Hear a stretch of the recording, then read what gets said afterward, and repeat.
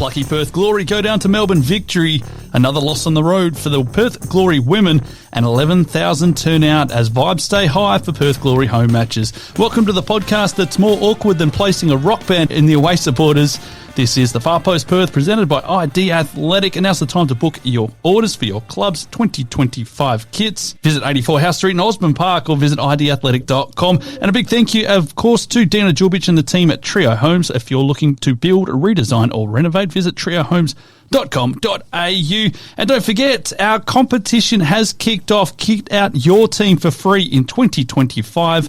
We've teamed up with a team from ID Athletic to offer one lucky football team with free kits for the 2025 season. The prize includes 17 on-field jerseys, including 2 goalkeeper kits, and the cool part is you get to help design them. You can simply enter by letting us know your favourite football kit of all time and why. Simply head over to the ID Athletic website, idathletic.com, to enter. The winner will be announced on the 14th of February. And make sure you check out all the T's and C's. Well, into the podcast. Despite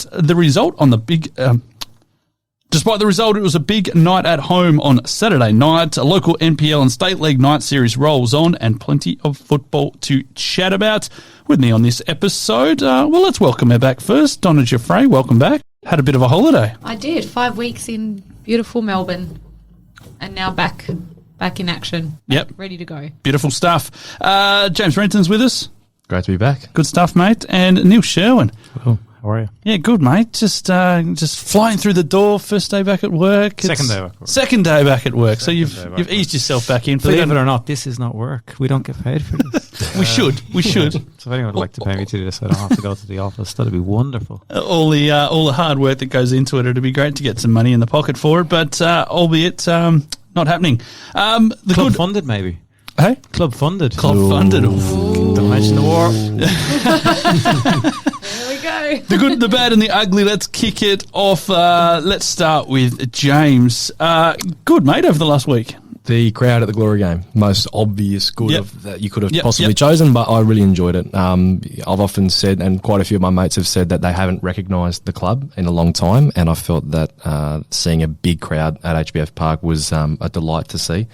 Neil, I did hear you on radio when you went on and saying that it was good to see that it wasn't a morgue like it normally is at the Glory games, where there's like next to no one there. But it was a pleasant surprise to see that even though that there was 5,000 free tickets, people still had to go, and it was good to see that so many went. And it was just unfortunate that the team couldn't get the result. I'm going to pull up a little bit. As much as the crowd's being smaller, they've been still a vocal, kind of proactive crowd, I feel. So I think we've got to give that a little bit of kudos as well. Donna, what's been good? The win, obviously. Here we Jesus go. Christ. Get out. I won't gloat, but it was good to see a win. That's good for me. Seeing, an away game, or however you want to call it. I live here, but it's an away game for me. So, it was great. Neil? The crowd was great, but I thought that the effort that was put in to make it an event, people have been complaining about post-game, pre-game stuff, and look, that doesn't sell football to me. I got to watch the game, but there are people who make it as a night out for the kids. There was plenty of activity on beforehand. Great to have a band on at half-time and at full-time. My style of music, we've had them in here, a great bunch of lads, the Deanies, did a cracking job. Hooligans invading the pitch at full time to have a kick around. Just little things like that, though, do make a difference to young, impressionable people and people that, look, I'll go watch Glory no matter what, but there are people out there who won't do that, and how do we get them coming back?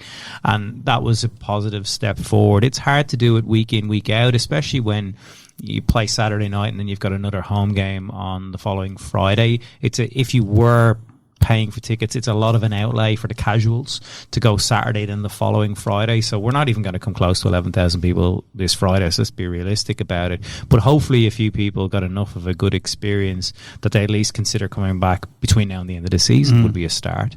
It's just a shame that they didn't have much to cheer about in terms of goals and a result. That would have definitely given a bit more momentum. So as we've preached often enough, that results will go a long way to convincing people to come to Glory, as much as free tickets and nice merch and whatnot will as well. So it'd be good to have a combo of the two. My good was also just echoing that, just the vibes around the place. I thought it was a good feeling, even just the reaction after the game. There's a lot of people saying, hey, look, we didn't get the result, but that's what we want to see. We want to see 10,000 plus. We want to see a bit of a vibe. We want to see plenty of kids there. We want to see plenty of, colour and atmosphere, and I think we got all of it. I think it was great that we had the Melbourne Victory fans, a fair portion of them in the corner, which is added to the atmosphere. A nice little away trip for them. So, I just thought the general vibe, going a bit, Dennis Denuto out of the castle there, but it's the vibe of the thing. It's Marbo, it's, what wasn't so good, James? Juan Mata lasting 8 minutes on the Suncorp Stadium pitch. I think Joey Lynch, did a tweet leading into it saying, the pitch might get a victim or something along the lines of that. And, Mata, before Mata's injury, the pitch was it looked terrible, and it's just not up to standard for football, especially for Brisbane Roar, where there's been plenty of calls from their fans to go to Perry Park and play their games there, because even when you look at the crowd and you just see how empty the stadium is as a viewing experience, it's pretty tough to sell for even the most hard-on A-League fans, because you're just seeing an empty stadium with no soul. And for Mata, who I'm sure a lot of people would have wanted to have gone and seen, the fact that he lasted barely 10 minutes, where he pulled up, I think it was with a hamstring injury, was just disappointing, because obviously there was the concert beforehand and people were very concerned about how all the players were going to go. And I think the fact that the pitch was in the state that it was, it contributed to the game being quite scrappy. For me, that stadium situation in Queensland is probably the most urgent. Yeah, 100%. Just about all infrastructure across Australia at the moment. They're really in a tough spot. It's either 52,000 people or it's 5,000. There needs to be something in the middle. 10,000 would be absolutely superb. Yeah. 15, around that. Maybe 20 if you wanted to go down there just for a little bit of room for expansion down the line. I think you need to make it 20. Well, there you go. Yeah, 10,000. Yep. Like if you want to have middling events, you need 20,000. Yep. HBF Park, for example, still needs work done, but capacity-wise, I'd even say 25,000 for HBF Park would be ideal. You could probably fit a bit more in there, but for Brisbane, if you're going to have 5,000. You don't really want to go on just an extra 5,000. Get it up there to have 520. Good point. And then the 52, whatever it is. But I just wish there was a little bit more clever planning with some of the stadium use as well. That you see it quite often in MLS, for example, where they only open the bottom tier. You keep it and they tarp the top, and it keeps everybody in the lower sections. And look, to be fair, Brisbane probably don't even have enough people for that at the moment. No, they don't. But that we're a bit smarter with how we use the stadiums. If they are going to be so vast, and you are only getting 10,000 people at Amy Park, for example, don't have them so scattered. I know you've got members with seats and whatnot, but if you can, group people together, because when you group people together, they vibe off each other and you get an atmosphere. Yeah. If everybody's spread out, it's like a COVID game. Yeah, it's too far apart and you don't get anything out of it. So we should be a bit smarter as well with how we structure these things. Good point. Donna, what wasn't so good? Well, I'm going to talk, I know we've just spoken about it, but the fact that there was so much talk about the pitch and how bad it was and, player welfare, and they're going, who's going to get injured? Well, where does the player welfare come into that if they're already speculating that how damaged the pitch is? Like, why aren't we thinking about this prior and just making that move if we need to? Because, as you said, he got injured within 8 minutes. Yeah, 8 minutes, that's when he came off. We don't know how many other people – I know so many players that have played there and they've said how dense that pitch is and the holes that are there and everything. And I've been there for a game. I went there last year. And when you're looking from the top, it looks amazing. But when you're on that pitch as a footballer, like something has to be done and player welfare has to be thought about it, because how many injuries or how many players pull up sore? Like what's the next step for them? So I think we could harp on about it, but I agree there needs to be something that needs to be done for them. But the only other thing is obviously there was free tickets given out for the Glory, and I love that, and the atmosphere was buzzing. It was the best experience for a family. My kids loved it. The DJ was on. There was face painting, balloon maker, all that jazz. However, how do we return these people? Because we can't keep giving out 5,000 tickets. Is there something Football West and the A-League need to do together, or Glory and Football West for the season? Registered players get X amount of discount. I don't know if that. I don't think that happens because my kids play and we don't get a discount. So something needs to come in next season to bring these families back, because ticket prices are too high. Yeah. So it's great 11,000 were there, but they're not coming back. Yeah, you make a point about how do you get them back, because the simple solution people have said is just give 5,000 free tickets to every game. No, you can't do that. It's not sustainable. And the reasons why it's not sustainable is every X amount of people you get in, you have to pay for security, you have to get more food outlets, you have more staff. That costs the club money. So if you're giving people free tickets, somebody has to fund it. It's the club. The club pays for the security. And the extended security that exactly. people want to stay back afterwards, the Correct. extra security for the band. Yeah. The cost of the stadium, all that comes into it. So if you're, plus if I was a member and I saw 5,000 people getting into every game for free, I just wouldn't renew my membership. I would just take free tickets to every game. So you run the risk of losing members as well. So I think members are prepared to tolerate it for a game a season, and you potentially discounts as well. But if you were to do it every game, like, hang on, I'm a loyal member. It's like when you get those introductory offers and then you apply to new people.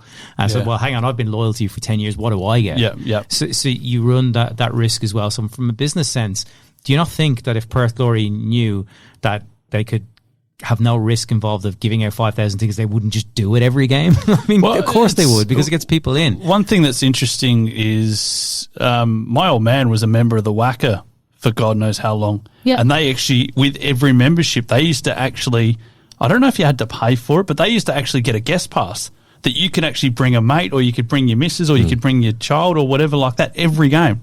The MCC do the same at the MCG. Same thing. You could bring a guest. You could bring someone in with you. I'm not saying give free tickets away or free memberships away. I'm just saying incentivise it. There's that many kids playing football. There's that many families that showed up. I bumped into so many families that I would not normally see at a game. Like, no word of a lie. They came because it was free. But how do we bring these kids back? They're the future, and these families need to be coming back. Something needs to be incentivized for them to come back for the next game or next season to sign on. Yep. Neil, what wasn't good, mate? I'll just say generally, it was deadline day in the UK, and it's coming up here. Just a lack of surprise around transfers, and I know that I'm guilty of loving a rumor here and there and chasing it, but the fun of it is gone. The weekend, my whole weekend, or a lot of my weekend, was spent captivated by the Luka Doncic trade to the LA Lakers. Yep. Out of nowhere, a proper wow, holy shit moment. There was no Peter Odemwingie hanging out of the car there was on his no way to QPR. Fabrizio Romano Here we go. bullshitting and trying to grift their way to a few extra dollars on Twitter. It was just out of nowhere, and it took me back to the days of like teletext and proper old school stuff of you just, this came out of nowhere. There was none of these rumors. There was none of it. Was like you just went, wow, and it dropped it. It made me just think that like we've lost that element of surprise when it comes to blockbuster transfer deals, and we don't get that many of them anymore as it is. You know, big name players moving from club to club, but that trade was just hectic. None of the players knew about it. None of the GMs of other teams knew about it. It just dropped, and it was a bomb. And it's been amazing listening to the podcast. I've been absorbed by all the podcasts, all the reactions, all the players, all the interviews, everything that's come around, the various stuff around the Mavs, what it means for the Lakers. You then, because before a transfer happens in football, you're already figuring out the permutations, what it means for the team, what the knock-on effect is. You've got all that in your head before the player even signs. Whereas this was just, it came, and then everybody's scrambling to write stories, to get reaction, to see who's got the best of the trade, and what the hell the GM was even thinking about trading the 25-year-old, one of the best players that's in the league. Just crazy. So I enjoyed that, but it just did make me pine for those days in football a little bit more, because there's no surprises anymore. We all know what's going to happen. I'm just going to bring up for my bad just a little bit on what Donna said there. When was the last time that we got a big crowd and won a game? Because I can't remember. We 17,000 at Sturridge, lost that one. 2019, the big one against Melbourne Victory, lost that one. It was one of the only ones that Fill the Park game. Adelaide shootout. Be that one, surely. But as in like a proper normal win? Yeah, was that the last time? Yeah. But just in terms of trying to get people back, that would have been the cherry on the top of the weekend to get people back Friday night. The Kenny era, like in the 15, 16, 16, 17, back end of the season where they do that big finals charge and then you get 11, 12, 13,000. Like I remember when Castro had that volley in front of a packed out stand. Against Melbourne City. Yeah, against City. The Premier's Plate game would have been after, would have been that same Was it 10 or 11? It was a long time ago. 19. The 1-0 Franich win. Yeah. Or was it over the Jets? When they got the title. They got to play here. It's that and then the lead into the Adelaide game. They probably within the last two Well, you really just got to look back to when they actually had the last good team. Yeah. So when Castro was there, But as I said, bring back Castro. that would have just been the cherry on the top of Saturday night. Would have been a win to try and get something close to 10,000 back this week. I don't know, we wouldn't get it, but even just an 8 or a 9 would have been pretty good. James, what's been ugly? Maybe somewhat controversial, but the Jalen Pearman contract situation, which I'm sure we're going to touch on a little bit later, but just the fact that we've lost a promising West Australian product who's come through the academy, was highly rated, and when you see what other teams are getting for their players, some players that probably aren't even as good as Pearman, I mean, sure, I'm being a bit biased, but when you look at a club like Macarthur, who don't have anywhere near the level of history and pedigree that Glory do, and how much they've secured for their 3 players that have gone overseas compared to what we're going to get for a talented player like Pearman, for me is another disappointing aspect to how we've been ran as a football club for the last few years. Yep. No, I think it's super disappointing the way that he will go, and Glory won't get much out of it at all. Yeah. It's been spoken about. We've spoken about other guys in the same kind of situation. I think Freeney's probably the next to give the kid a contract. Yeah, sign him up now. It's an insurance kind of policy in the end of things almost. When we complain about a lack of finances or the need for capital investment into the club, and our CEO, Anthony Radich, at one point in a radio interview mentioned that our direction is wanting to develop young players and then sell them on because it's obviously going to help the club. And we've missed a massive opportunity, I believe, to get a figure north of $600,000, $700,000, $800,000 for a talented player like Pearman. I think we could have gotten something good for him. Yeah. I think his potential is that good. Yeah. No, we'll go into that a little bit deeper. What's been ugly, Donna? I think the calls for Rizzo to retire. That's just I'm not happy with that. I don't know why. It just didn't. I think it was pretty harsh.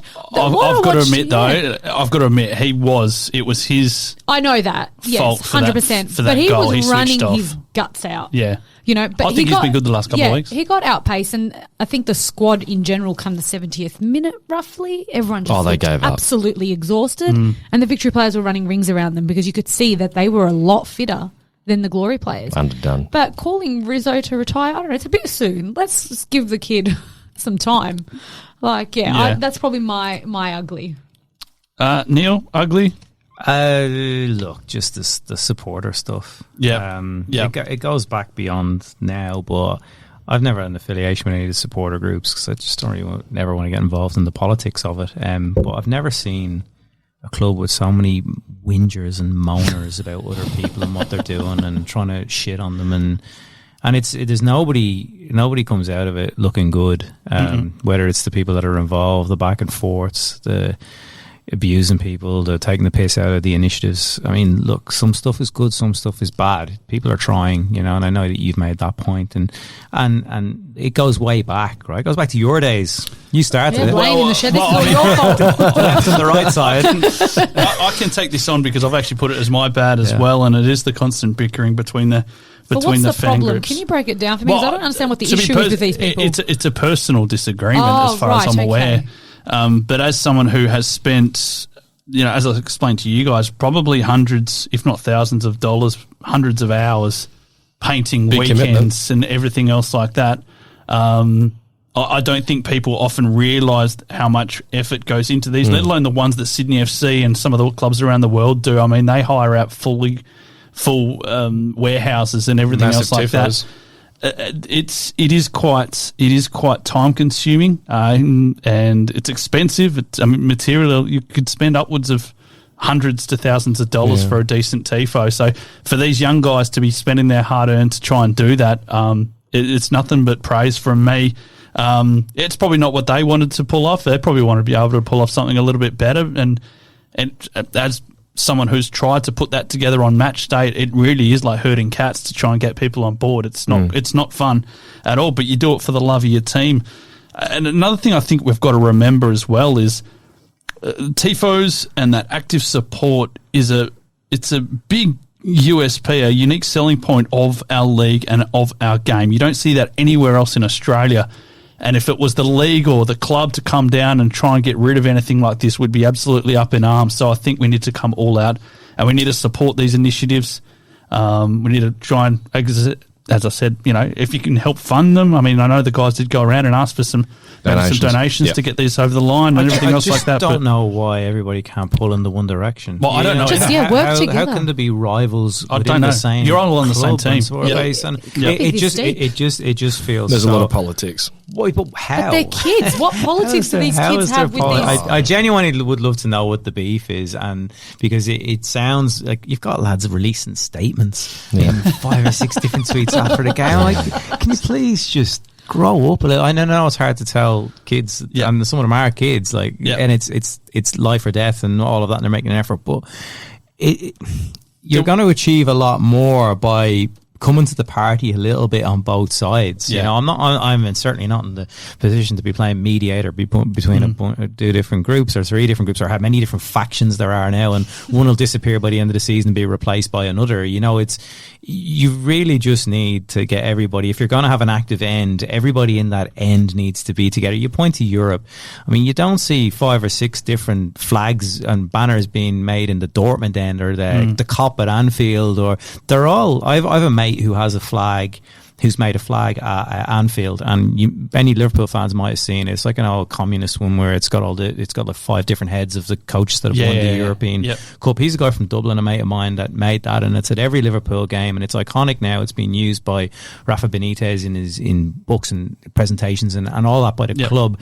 But that's all bought into by everybody, the various different flags. There's no one, well, my flag's better than your piece of shit. There's none of that, which is what we've got, is the lads with their toilet paper at the weekend. Whoa, that was crap. Well, where's yours? Or why are you not adding your toilet paper to the other side of it? And then everybody's got toilet paper. We all got toilet paper. I mean, the next whale signing. Just like, rather than saying, it looks crap, why don't you just add to it? Or why don't you go, well, look, lads, I think that looks a bit shit, but if we give you lads a bit more money from our end, we can put it to something that looks better. Here's how you make it better. And it's a generational thing, though, because the shed's a lot older. But as someone said on Twitter,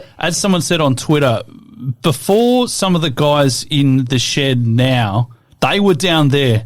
Correct. And they were here, and they were copping heat from some of the older guys as well. So these guys know exactly what it's like. And yet they're just frustrating part. Repeating history. They're exhibiting the behaviours that they complained about 10 years ago. And that's what I see. It's it really is. I mean, why would you not want something to look pretty good in front of you? Like, why are you trying to hold back people doing it? If you're not prepared to do it yourself, just let them get away with it, or at least chip in $10, go for it. I mean, it's this idea of like the laugh reactions at pictures of it on Facebook. Like, I mean, the behavior of people that are older than the kids is kid behavior. Laugh reacting and putting smarmy comments on it, and it's like, what are you doing here? And I know that we're preaching, and I know that but I want an active end that's united. And I would love to see a flag draped across the whole shed, everything else before, and actually look like an intimidating place to go. Look, that tifo and that banner at the weekend was not intimidating in the slightest, right? It just wasn't. But they made an effort and they tried. Now, if that was replicated across the whole of the shed and off a bit to the sides, then suddenly it becomes actually, a proper home end. Because I don't feel it's a proper home end now. It's groups standing in an area. And I feel a lot of that is perpetuated by that gap in between, that concourse gap between the shed and the bay. Yeah.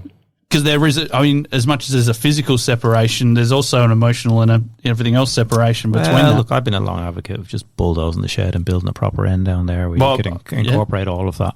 Just have one big slope that everybody was covered and everybody could stand in its staggers. That's how the whole Grass Hill was back in the day. Get it safe standing, get it whatever you need it to be. Before my time. But that's what, when I talked about earlier about improvements to HBF Park, that's one of them. You're not going to touch the Heritage Licious stand and a few other spots, but that end could be spectacular if it was done properly, and if people gave the powers that be a reason to develop it, right? As in, we have hundreds of people in this end that are maybe then, but like now, why would you? It's just those lads will be there, and they probably won't be there next season, and a different group will come and replace them. We need that continuity. We need that to grow, because right now it's a bit of a disaster. All right, we'll finish on that point. We'll come back on the other side, take a bit of a look in depth at what happened on the park on Saturday night. Back after this, you're on the Far Post Perth Podcast. Tired of the same old cookie-cutter home designs? Dreaming of a space that truly reflects you? Then it's time to talk to the team at Trio Homes.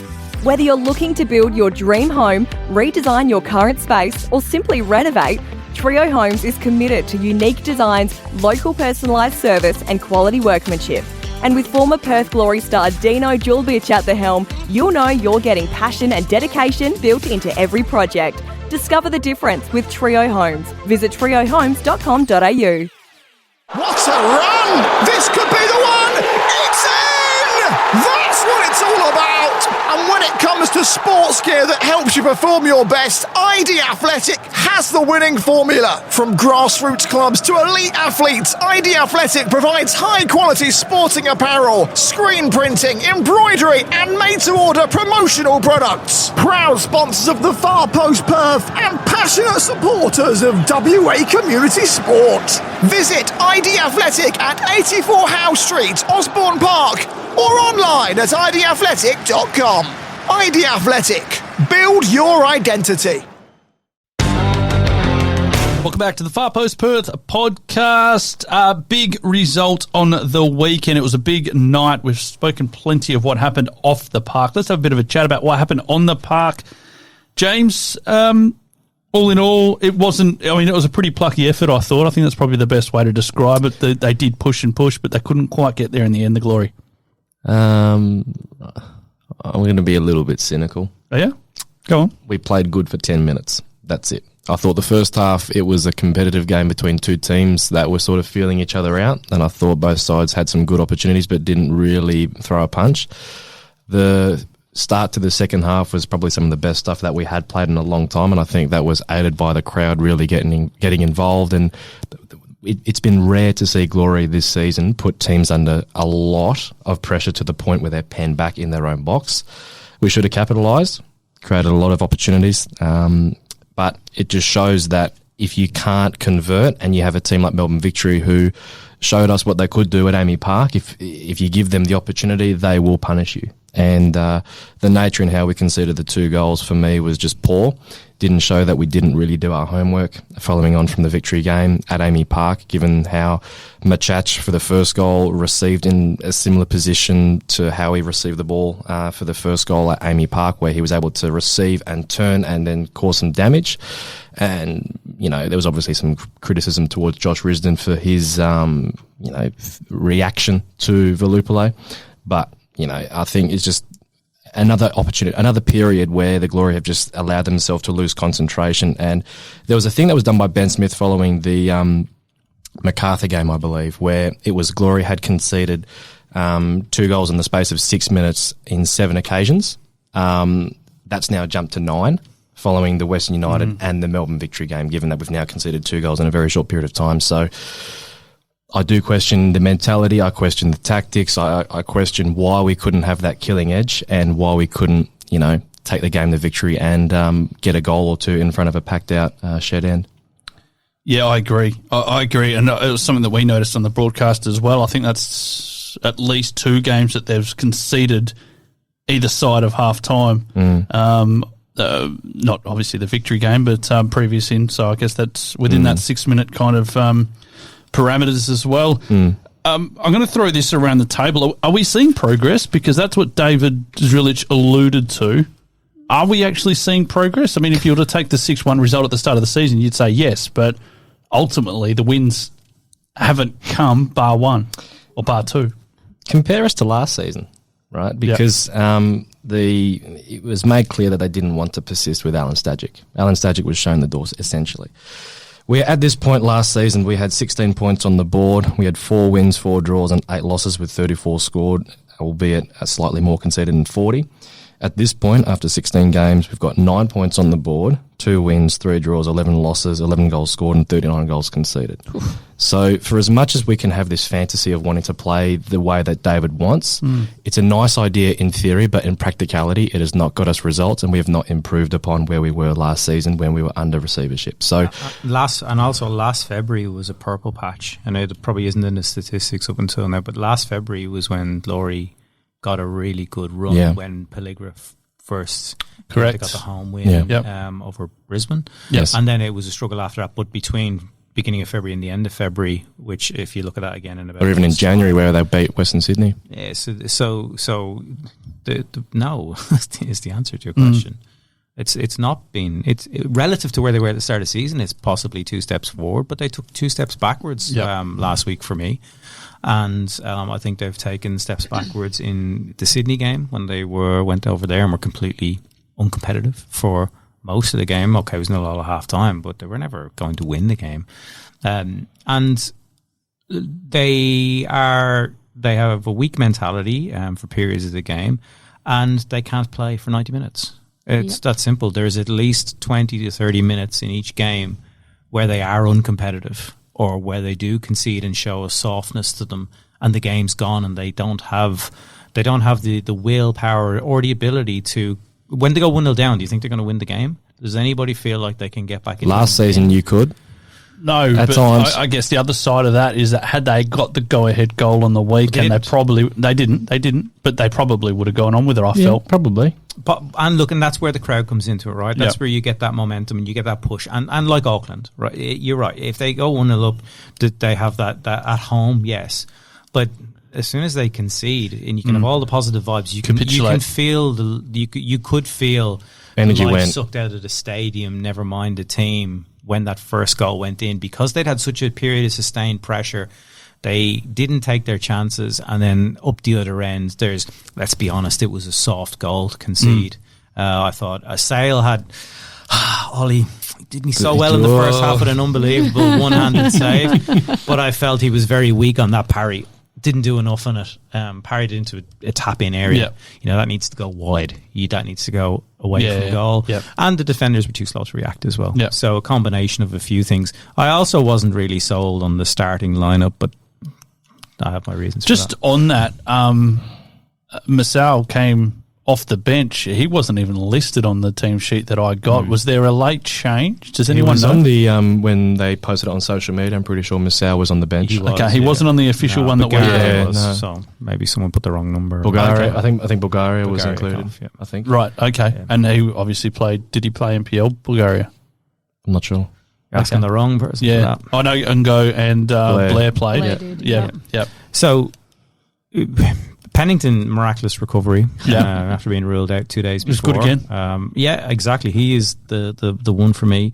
Osler, I think Osler's had enough chances at this stage. There's no end product there. I thought when Osler got into the team initially a couple of years ago, he looked like he could cross the ball. He was creating stuff. No goals, no assists. He's meant to be part of a front three. Can't beat his man. I just like Ngo was dropped for. I assume lack of end product and not retaining possession. I don't know how long you can persist. So, are you suggesting an Asmo? An Asmo is one option, absolutely. Why was he brought on in the 68th minute? An Asmo. For me, that was too late. You needed, they should have changed it sooner because they were looking leggy. But he shouldn't. For me, David should not have persisted with the same front four that he had against Newcastle. That was proven ineffective the moment Wales and Anasmo came on. Pearman is not a wide player. He's a player that you play as number 10, close to target, and lo and behold, when he was closer to target in the second half, we could have created chances. David was asked about that, and he said, look, he starts wide, but he comes in, and that's the way that they want him to play. Yes, but he's been most effective centrally behind Taggart. Absolutely. As far as I'm concerned, we talk about glory with jobs for boys. Yeah. And it feels very much like that sort of answer is just to find Patrick Wood's place. And I don't think, apart from a nice little flick at the near post in the first half from Wood, I don't think he did anything in the game. And he ran out of legs late on as well. We had the pickle juice out for him and came off. Then I just don't see why, again, we go back and I've ranted about it enough, why you're giving a Sydney FC player minutes if he's not changing the game over Jalen Pearman. Or Freeney. Yeah. They should be playing centrally in that role above I thought Freeney was good. Yeah. Yeah, I don't have no issue with it. But if we're taking minutes away from glory young players for a Sydney FC player, it's wrong. The only thing I wish that Freeney was just wearing Mashash a little bit closer. That's the only real kind of criticism. We were ball watching for a lot of moments. Like our defensive structure was so easy for Victory to penetrate. Mashash is the best 10 in the league, and he absolutely ripped us up. There's no... Like Tags is the captain, right? So you look at Tags, and you look at the squad, and there's just no leadership on the pitch. No. So you have someone like Mitch Langrak who's just come back in, right? He's only met these guys in the last month. He's not the captain, but he's demanding. He from the front to the end. There's just no one. They're just all frustrated. We do have Merchula in fairness, but he's not. There's nothing there. It just feels like there's something's amiss within this squad. You're missing someone to drive the team. There's just no, But that should, you'd argue that would be the role of a goalkeeper anyway. Yeah, but I don't think goalkeepers probably. Langrak though had a presence. You could see that when he saved Adam Taggart's in general. True. That's what I'm saying. In general, he does. Miranda has a presence out there. When Broxham, I'm just saying, even David Williams when he was playing, he was on there. He was demanding. He would grab the players. He would talk to them. It just feels like something's not happening. I think Marcella tries to, but he doesn't have enough help. It's not enough effective. It's not effective. I mean, I did like him, and was it Mashash that went? Yeah, he had the in the box. Awesome. And, but aren't they the roles that you brought Risdon and O'Neill back? Well, for? Where was O'Neill? Not even in the squad. So I would have expected them to be part of a strong leadership group. Given O'Neill's a former captain, Risdon captain at Western United. This is what it comes down to. I would have expected more, especially if you are going to go with young players, and it's a good thing to include the young guys in the team. But if you look at that team on paper, or that squad on paper, there are some good quality experienced players not contributing enough. And I think that is an issue, that players that have been brought in with experience, and I include Gamulka in that, because at 23, 24, you're no longer a kid. You're an established A-League player. And I don't think he's given enough. I haven't seen him control the game. He hasn't had a goal, hasn't had an assist as far as I'm aware. He finally got dropped to the bench, and I don't think they were any worse for it. I don't think Glory were any worse for it. As I said, I really like the look of Freeney. I like that he's a bit nuggety and doesn't mind getting stuck in and can throw a tackle. And didn't mind going toe-to-toe with Mashash at all. He was fairly beaten, don't get me wrong, but I also think Miliusnic was someone that would have been brought in to be a senior leader. Can't get in the park. True. Didn't look like he really wanted to burst into a sprint at the weekend. No, you can see that. No, he had no interest, and that's my thing. Something is not gelling. I get it. No, but I get it with him if he's hesitant for obvious reasons. But don't put the guy in the park if that's the case. If he's not able for it. So I think how many games do we give it before Lucky Wales starts? Surely it has to be Friday. Has to be. Surely it has to start on Friday. Well, I'd go with him and Asmo. Yeah, well, we would have gone with that last week. We would have gone with that last. But I would have Wales and Nasmo in for Wood and Osler. All right. Anything else on the victory game? Just the fact that this victory game, the fact that our defensive structure, the one thing about David's system that we were expecting when he was brought in was a certain nature of us pressing and being able to be an effective team out of possession. And that was going to be the priority, I would have imagined, rather than us being good on the ball. I would have at least liked to have seen us have this press fully coordinated and well executed. But since the bye, our press has not been well executed or well coordinated at all, and teams have found it very easy, whether it be Newcastle, not for prolonged periods at least. Yeah. And that's it. And I would have expected with a big crowd for us to have got that press right, to have had that aggression and that intensity, and have a little bit more detail. Like even when players run at their opponent, the runs are too straight, that we're not trying to force them into a certain area of the pitch. And I would have thought, at this point of the season, we should be having this down pat, and we shouldn't be allowing teams to play through us that easily. Yeah. The one thing, just in Glory's favour, I mean, it's a really small consolation, but according to FootMob, the best player on the pitch was Mitch Langrak. So, Glory did test him. He was and I think for the first time this season, they actually had more possession stats in that second half than the opposition. I think that was for the first time this season. Langrak hit an 8.5 and was the standout player, Glory's best player, according to the stat. Sale. Okay. So, the Glory have struggled to get close to 40% possession overall in the game, and they were in the mid-40s for this game. So we're really stretching for positives here, are we? But that's what it's become. It's what it's become. And the other positive is still not bottom, because Brisbane continue to be shit. They are garbage. Let's look ahead to Central Coast this weekend. This has got to be a winnable game, Must win for me. We need to be seeing results. A must win in what way?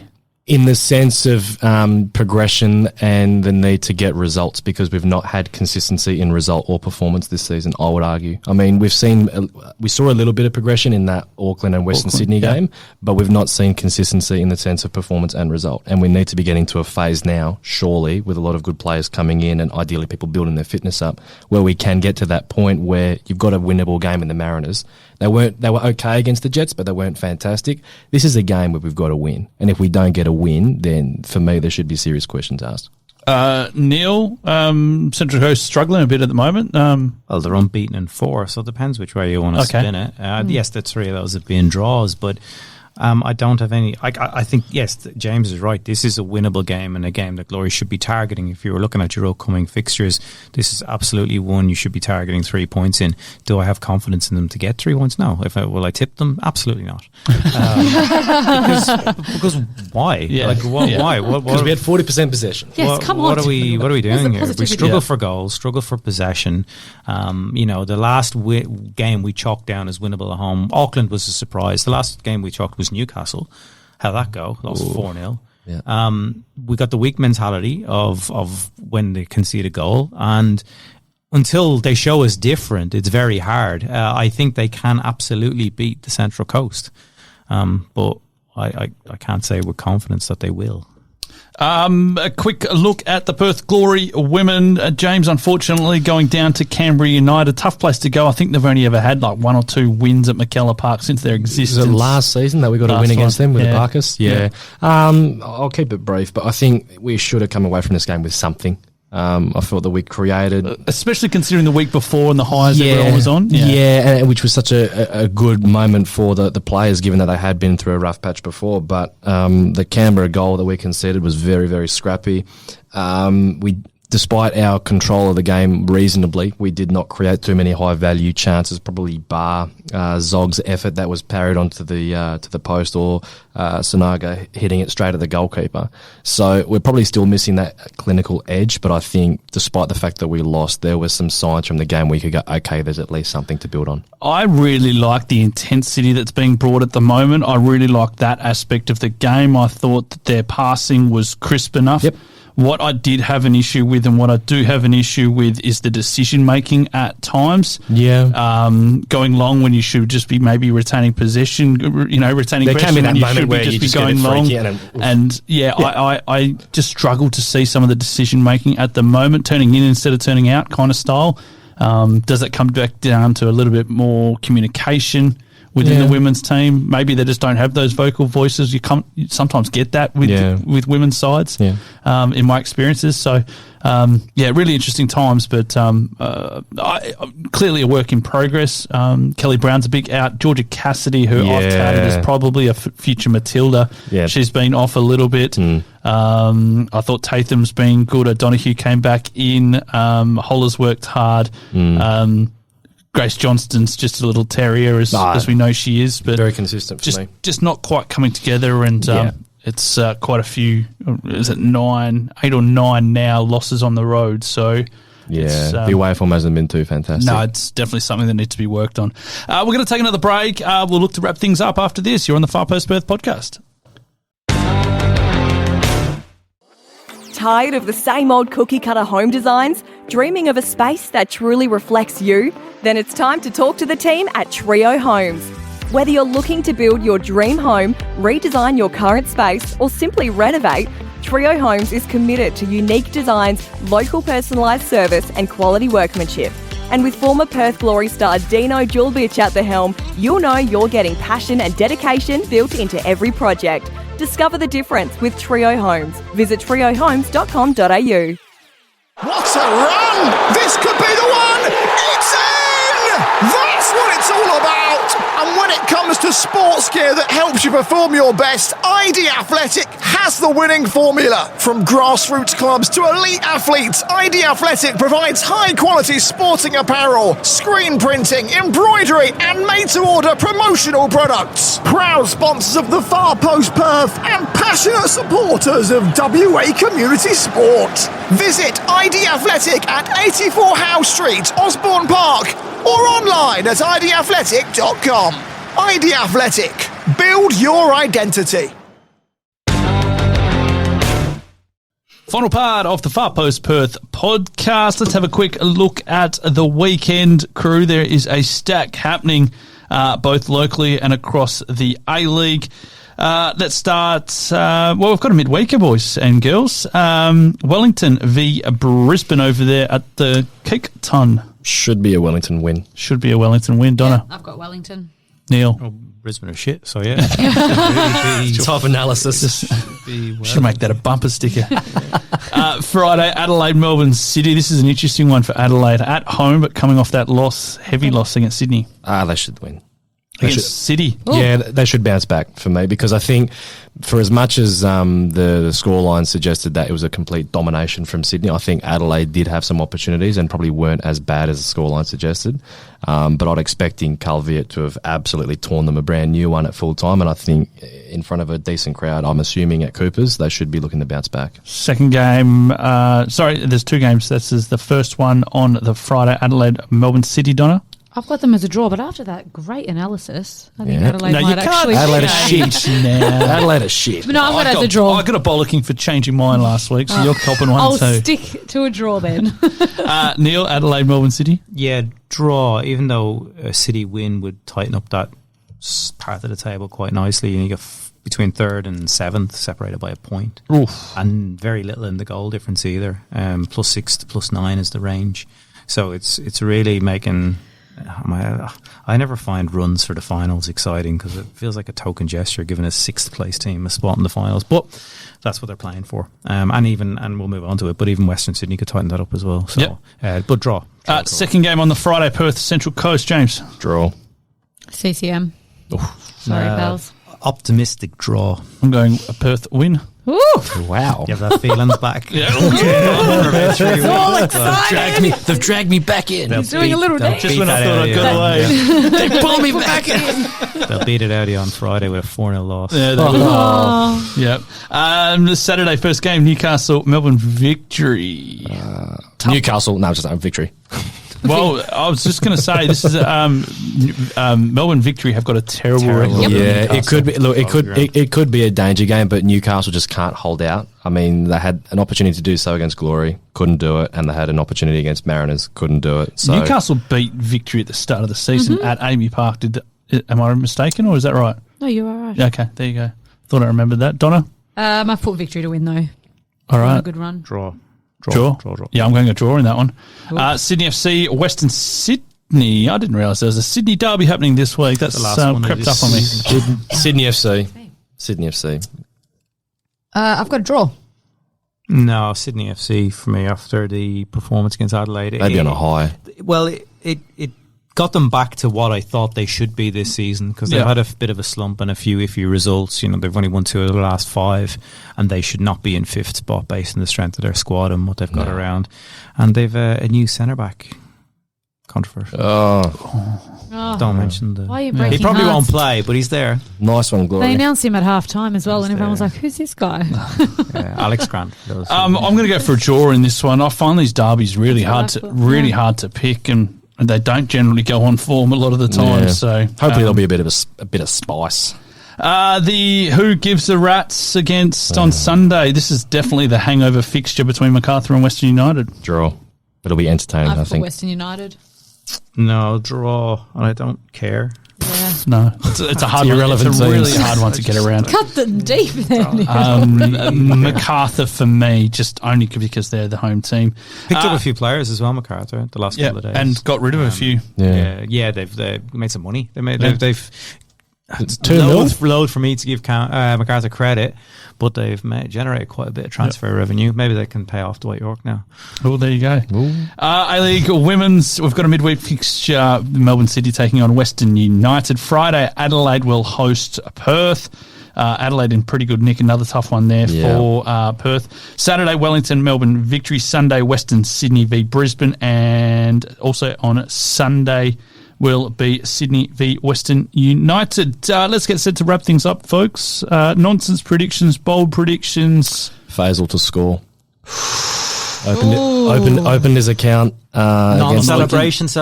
Hey? Non-celebration. Celebration. Celebration. He'll celebrate in front of the shed, 2 fingers up to Hey, when they don't celebrate. After the bay. Up to the bay. Up to Stan. Yeah. Just on that, what do you reckon the reception will be like for Alex Grant when he returns? Come back. Yeah. Because, I don't know, does it just become of those, he plays for them now, let's give him a bit It's of stick? like they teased the Glory fans with that bloody video that Bloody they Gareth. put out, right? Yeah. And everyone's like, he's coming back. It's like, nah, mate, he's not. He So was what was the stopping point of over this? on the way to Sydney. Yeah. Just come see us. I'll be interesting to know how it plays Do out. Sydney play her?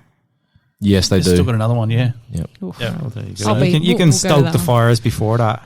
Neil, Judas. Blayne will Is it Judas start the banner? Get the chant. bay to have a Judas banner behind. Get on it, Blayne. Will the words? Talk to your friends. Mate, they're all James mates. How On the 3 other podcasts he does. How many sheets of toilet paper do you need to write Judas? Oh. A fair few. Anyway, in the we'll get spotlight. set to wrap things up. Big thank you to ID Athletic. Big thank you to Dino Djurbic and Trio Homes. And don't forget to give us a follow on all the social media. If you're new to the podcast, make sure you get around it. Give us hit that subscribe button. A nice little review would go down nicely as well. James, Donna, Neil, thank you very much, guys. We'll be back this time next Tuesday for more. You've been on the Far Post Perth Podcast.